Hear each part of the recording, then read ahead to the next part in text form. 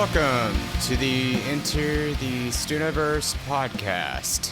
This is sort of the blanket episode, so to speak, to kind of cover all sort of areas and news updates and whatnot. So it's been a crazy couple of weeks. I hope everybody and their respective genitalia are holding up okay. I will choose not to speak on recent events of the world because it's not my place. It's just not my place whatsoever. But, you know, I've been sort of going so much with work and everything that it's just been crazy, and it's one of those phases of my life where I admittedly don't even know how I'm doing. It becomes so hectic and like go from morning to night, and I haven't really had a chance to stop and think about how I'm doing, let alone creating anything. Although arguably this is going to be a good segue into a sort of topic I want to address before I move greatly forward with the show.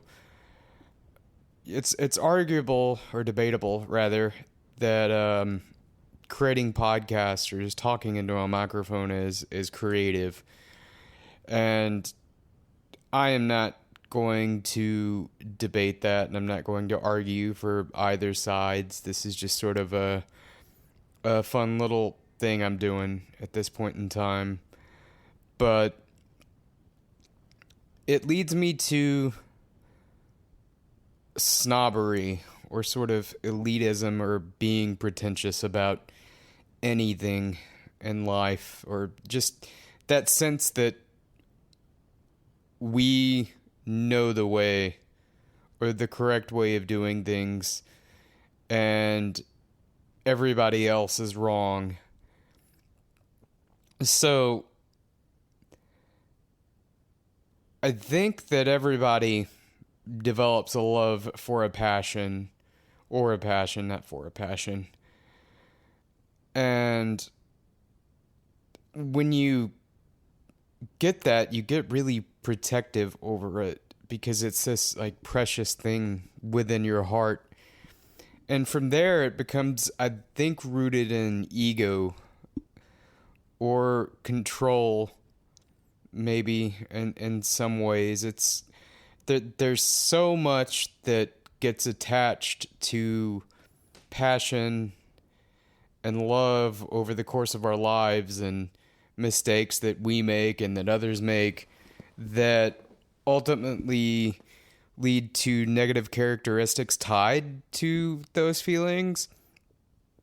And from being passionate about a hobby, because more or less all of this is hobbies, even if you turn it into a career, it's just a hobby that you then make money off of, which is great. You know, it's like winning the lottery. If you win that lottery in life, then, you know, nothing but power to you, because at that point you've obviously put the work in to become successful, and you've earned it. And everybody just becomes dicks,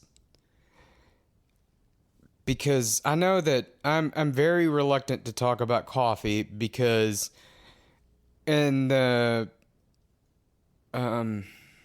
scheme of coffee, I am still very much learning. I'm learning how to roast, to brew, to all of it. It's all this incredibly involved process that is fun, and it's neat if you're willing to put in the time. Now, if you're not, that doesn't make you better or worse. And that's kind of my point to this, is if you want to drink Folgers out of a shoe, that's fine. There's nothing wrong with that. Or if you want to put in a little more effort and buy like Pete's or something like that from the grocery store, that's also fine. Or if you want to pay $40 a pound and have some like like 80-year-old Ethiopian lady roast it for you and pay her like $300 to do so, that's also fine.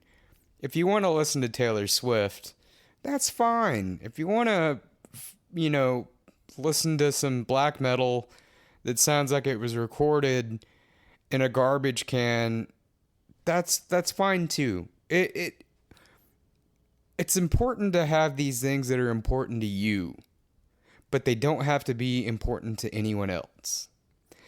And I think that is such a key part to remaining balanced or level in life. And I just want to get that out of the way because a lot of the stuff that I talk about, I mean, there's such pretentious, I know better than attitudes to it. And it really just sucks the fun right out of it. At that point, it just becomes something negative and you become a bitter dickhead. Honestly, it's like I see it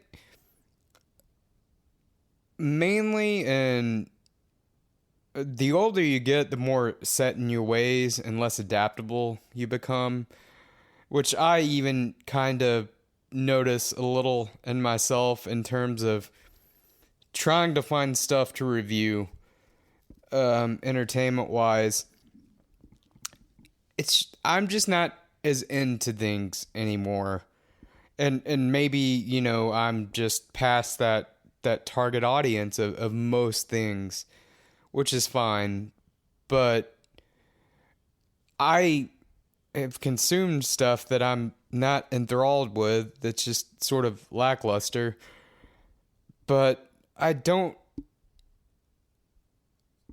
want to just shit on it because, again, whoever made that put in the work to make it a tangible product to distribute. And at that point, I mean, they've done all they needed to do. They've succeeded. It's perfect for that. For what it is, whatever it is, it's perfect. I know, like movie-wise, I just haven't had an interest. Music, it sort of catches me off guard. I tend to never find what I'm looking for in my usual spots.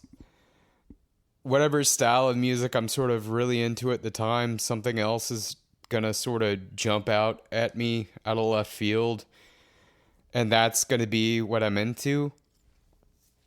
If we want to get down to the nitty gritty here, I know after the Power Nerd review, there was a band called Neon Nightmare that sounds very much like Typo Negative that released an album that is getting mixed reviews because it does a very good job of sounding almost exactly like Typo Negative,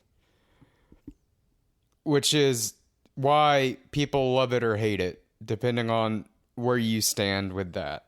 And look, honestly, any era of music, there's gonna be bands that sound exactly like other bands. It happens all the time. I mean, look at any decade, and you can sort of track how a band will spearhead a movement, and then everybody is inspired by it at first, and then it catches on, and it becomes the thing of that decade. I know, like with heavy metal, Gent was the big one from recent years, I think. I'm kind of getting old and out of the loop. I know right now, like Sleep Token is really big. I'm admittedly pretty unfamiliar with them and have very little interest. But I really don't have much to say about Neon Nightmare. It's fine. It's fine for what it is. I'm not going to seek it out, but if that's what you like, then cool. I've seen somebody post about it in a group and talked about liking it, and everybody just shat on it, talking about how it sounds like Typo Negative. And it was a group where it was then that started a debate on whether or not typo negative was good, and it was just it all turns into such a shit show. Good God. It's look, not everything has to be so divisive or so dividing, rather. Just exist. Just exist together. There doesn't have to be a right and wrong. There can be a third option of the unintelligible or the middle ground. Honestly, just fucking sit there. For the love of God. Don't turn everything into such a debate or argument. And that's what makes it so difficult to have the desire to want to talk about anything anymore, because it just, no matter what you say, somebody's gonna get pissed off, and it's ridiculous. Like, focus on yourself, fix your heart, because I know that everybody who's existed for any amount of time accumulates trauma in some ways that has fucked them up royally. So get therapy. Like, get off the internet and go get mental help. Because that's going to make more of a difference than, being right about whether a song is good or whether this is the right way to make coffee or to make music. Like, seriously. It's one of those things where the more I think about it, the more I've sat and thought about the notion that maybe I've never really loved, because it was so rooted in ego and control and being right. And it's just incorrect. It should be just something that you care about the thing and the well-being of the thing or the person, and it has nothing to do with you. It has nothing to do with you being right or winning or getting an upper hand. That's all rooted in ego and insecurity, honestly. Just care about the thing, care about the person. Try and unlearn everything you know about loving something or someone. Treat it as if you didn't know what love or passion was, but it was just something you naturally felt without it being defined. Because I think once we try to define these things, all these negative connotations come with them. And it becomes a slippery slope of just, the older you get, the more negative and bitter you get, and the more flaws you develop.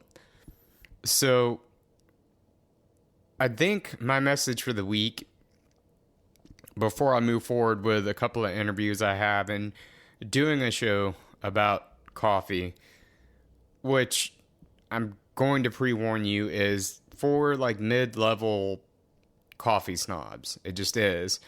If you drink,